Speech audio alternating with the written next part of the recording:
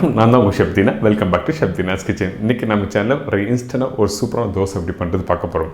நார்மலாக வீட்டில் அரிசி உளுத்தம்பருப்பு இதெல்லாம் ஊற வச்சு அதுக்கப்புறம் அரைச்சி புளிச்சு இதுக்கப்புறம் தான் தோசை பண்ணுவீங்களே.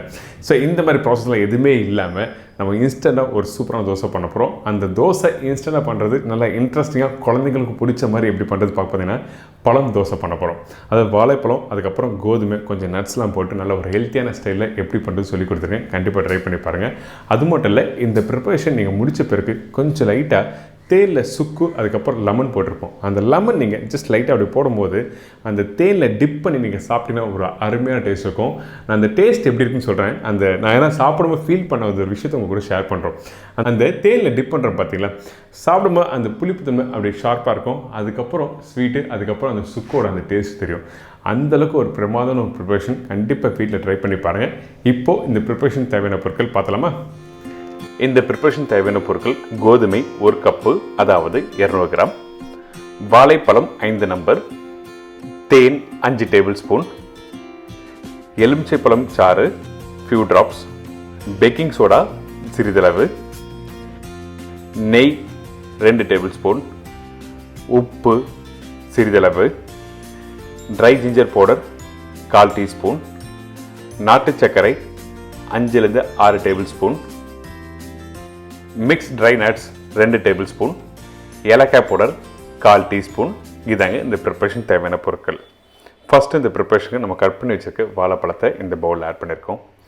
இந்த பழத்தை கொஞ்சம் ஒன்றும் பாதியாக ஸ்மாஷ் பண்ணுறோம். அதாவது ரொம்ப அதிகமாக ஸ்மாஷ் பண்ணக்கூடாது. ஒரு 80 to 90% அளவுக்கு ஸ்மாஷ் பண்ணிவிட்டு அதுக்கு பிறகு கோதுமை மாவு 1 கப் ஆட் பண்ணுறோம். கோதுமை மாவு போட்ட பிறகு நாட்டு சர்க்கரை இனிப்புக்கு ஏற்ற மாதிரி நீங்கள் ஆட் பண்ணிக்கலாம். அதுக்கப்புறம் கொஞ்சம் உப்பு, பேக்கிங் சோடா போட்ட பிறகு வாசனைக்காக ஏலக்காய் பவுடர் கொஞ்சம் ஆட் பண்ணுறோம். இதுக்கு பிறகு கட் பண்ணி வச்சுருக்க ட்ரை நட்ஸ் அதாவது பாதாம், முந்திரி, பிஸ்தா இது எல்லாமே போட்ட பிறகு தண்ணி தேவையான அளவுக்கு ஆட் பண்ணி நல்லா மிக்ஸ் பண்ணுங்கள். இந்த பேட்டர் வந்து திக்காக தான் இருக்கும். நீங்கள் தின்னாக இருந்து பண்ணால் இந்த ப்ரிப்பரேஷன் வராது. அதே டைமில் நீங்கள் வீட்டில் பிளெயின் தோசை பண்ணுற மாதிரி அந்த கான்செப்டில் பண்ணிங்கன்னா இந்த ப்ரிப்பரேஷன் கம்ப்ளீட்டாக வராது. திக்கான பேட்டரில் இந்த மாதிரி நல்லா மிக்ஸ் பண்ணி முடித்த பிறகு நெய் ஆட் பண்ணோம். நெய் எதுக்காக இந்த பேட்டர் ரெடி பண்ணி முடிச்ச பிறகு கடைசியாக ஆட் பண்ணுறேன்னா காரணம் இருக்குது. நீங்கள் இந்த வாழைப்பழம் இருக்குது பார்த்தீங்களா, அந்த பழத்தோட இந்த நெய் போட்டு மிக்ஸ் பண்ணால் உங்களுக்கு அந்த நெய்யோட ஃப்ளேவர் எடுத்து கொடுக்காது. அதனால தான் இந்த பேட்டர் ரெடி பண்ணி முடித்த பிறகு நெய் ஆட் பண்ணி இந்த மாதிரி ஒரு ஸ்மூத்தான ஒரு பேட்டர் ரெடி பண்ணுறோம். இதுக்கு பிறகு தேன் சிரப் ரெடி பண்ண போகிறோம், அதாவது ஹனி டிப். இந்த பேன்கேக் வந்து இந்த டிப்பு தான் ரொம்ப இம்பார்ட்டன்ட். அதனால் இந்த தேனில் சுக்கு பவுடர் போடணும். இந்த சுக்கு பவுடர் போட்ட பிறகு நம்ம என்ன பண்ணுறோம்னா லெமன் ட்ராப்பை ஆட் பண்ணணும். அதுக்கு முன்னாடி இந்த சுக்கு பவுடரும் இந்த தேன் நல்லா மிக்ஸ் பண்ணி எடுத்துக்கணும். அப்போ தான் உங்களுக்கு நல்லாயிருக்கும். எடுத்த உடனே லெமன், சுக்கு பவுடர், தேன் ரெண்டுத்தையும் மிக்ஸ் பண்ணால் உங்களுக்கு அந்த டேஸ்ட்டு மாறும். அதனால் ஸ்டெப் பை ஸ்டெப்பாக நீங்கள் வீட்டில் பண்ணுங்கள். இதுக்கு பிறகு லெமன் ஜூஸ் ட்ராப் இதில் ஆட் பண்ணுறோம். இந்த லெமன் ஜூஸ் ட்ராப் வந்து அதிகமாக ஆட் பண்ணோன்னா அதிகமாக நீங்கள் போட்டால் உங்களுக்கு அந்த டேஸ்ட் மாறும். அதனால் ஃபியூ ட்ராப்ஸ் மட்டும் நீங்கள் போட்டு நல்லா மிக்ஸ் பண்ணி எடுத்து வச்சுக்கோங்க. ப்ரிப்பரேஷன் பண்ணுறதுக்கு முன்னாடி, அதாவது பேன் கேக் பண்ணுறதுக்கு முன்னாடி இந்த மாதிரி டிப் ரெடி பண்ணி வச்சிங்கன்னா சூடோட தொட்டு சாப்பிடும்போது அந்தளவுக்கு அருமையாக இருக்கும். அடுத்தது அடுப்பை ஆன் பண்ணி தோசை கழுவிங்க. அதுக்கு பிறகு கொஞ்சோண்டு நெய் ஆட் பண்ணுறோம். அதிகமான நெய் வேண்டாம், கொஞ்சமாக போட்டால் போதும். ரெடி பண்ணி வச்சுருக்க இந்த பேட்டரை வந்து கரெக்டாக ஒரு குழிக்கரண்டி அளவுக்கு எடுத்து நீங்கள் டைரெக்டாக தோசைக்கல்லில் நீங்கள் எப்போவும் தோசை சுடுவீங்களே அதே மாதிரி. ஆனால் பிளெயின் தோசை மாதிரி கிறிஸ்பியாக பண்ண முடியாது. இந்த மாதிரி திக்காக தான் இருக்கும். சரிங்களா? இதுக்கு பிறகு பொடிசாக கட் பண்ணி வச்சுருக்க இந்த ட்ரை நட்ஸ் இதில் ஆட் பண்ணுறோம். நீங்கள் உங்களுக்கு பிடிச்ச மாதிரி நீங்கள் எந்த நட்ஸ் வேணால் ஆட் பண்ணலாம். இதில் வேர்க்கடலை நீங்கள் போட்டுக்கலாம், ஒன்றும் தவறில்லை. சரிங்களா? இந்த நட்ஸ்லாம் போட்ட பிறகு கொஞ்சம் லைட்டாக வெந்து வர டைமில் கட் பண்ணி வச்சுருக்க இந்த மஞ்சள் பழம் தான் ஆட் பண்ணுறோம். இந்த ப்ரிப்பரேஷனுக்கு மஞ்சள் பழம் மட்டும்தான் யூஸ் பண்ணணும். சரிங்களா? இப்போ மஞ்சள் பழம் டாப்பிங்காக போட்டிருக்கோம். இதுக்கப்புறம் கொஞ்சம் லைட்டாக மேலே நெய் போடுங்க. அந்த நெய், வாழைப்பழம், அதுக்கப்புறம் நட்ஸ் இது எல்லாமே வந்து அந்த பேன் கேக், அதாவது இந்த பழந்தோசை இப்படி திருப்பி போட்டு நீங்கள் குக் பண்ணால் உங்களுக்கு அந்த வாசனை, அந்த டேஸ்ட் அருமையாக இருக்கும்.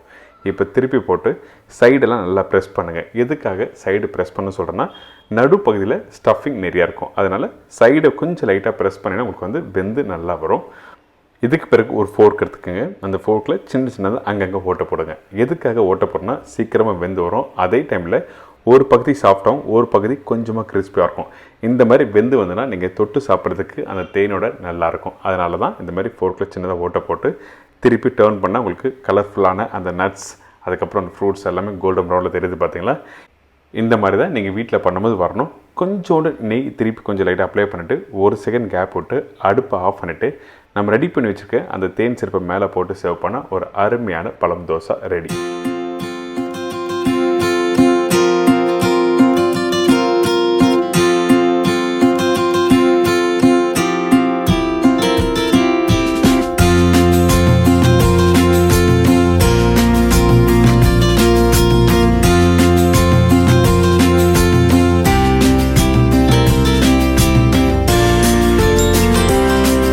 என்னங்க இந்த பழந்தோசை எப்படி பண்ணுறது எல்லாருக்கும் ஈஸியாக தெரிஞ்சிருக்கும். உடனே வீட்டில் யாராவது கெஸ்ட் வந்தாலோ இல்லை வீட்டில் குழந்தைங்களுக்கு ஒரு ஹெல்த்தியான ப்ரிப்பரேஷன் கொடுக்கணும்னு ஆசைப்படினா அந்த டைமில் இந்த மாதிரி ப்ரிப்பரேஷன் ட்ரை பண்ணி பாருங்கள். இது மார்னிங் பிரேக்ஃபாஸ்ட்டும் சாப்பிட்லாம், ஈவினிங் ஸ்நாக்ஸாகவும் சாப்பிட்லாம், ஸ்வீட்டாகவும் சாப்பிட்லாம். அந்த அளவுக்கு ஒரு பர்டிகுலர் சூப்பர் ப்ரிப்பரேஷன். இதே மாதிரி நாளைக்கு ஒரு சூப்பர் டிஷ்ஷை சந்திக்கிறேன். நன்றி, வணக்கம், see you, bye, take care.